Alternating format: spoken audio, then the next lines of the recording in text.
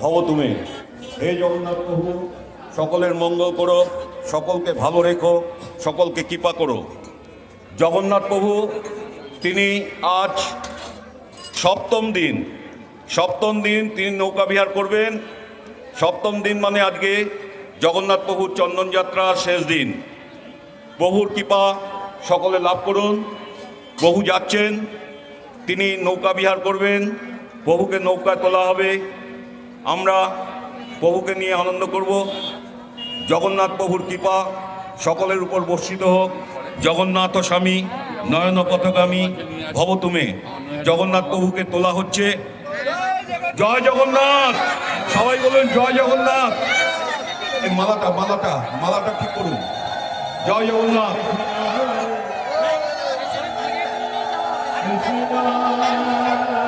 জগন্নাথ যাচ্ছেন, জগন্নাথ প্রভু যাচ্ছেন, তিনি নৌকা বিহার করবেন, নৌকায় উঠবেন, প্রভুকে নৌকায় তোলা হচ্ছে। সবাই বলুন জয় জগন্নাথ, জয় জগন্নাথ, জয় জগন্নাথ।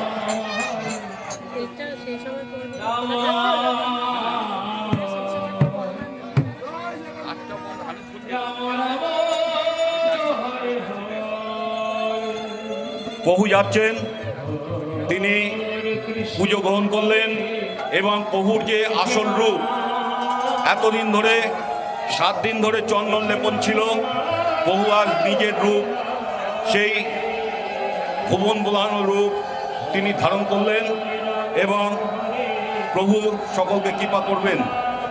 জয় জগন্নাথ, জয় জগন্নাথ, জয় জগন্নাথ।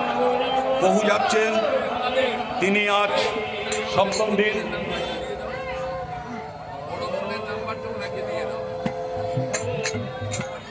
জগন্নাথ প্রভুর কৃপা সকলের উপর বর্ষিত হোক। জগন্নাথ প্রভু তিনি কৃপাময়, তিনি দয়াময়, তিনি যাচ্ছেন আজ প্রথমবারের জন্য নৌকা যাত্রা করছেন। আজ এই চন্দনযাত্রার শেষ দিন। শুধু এটা ধরো।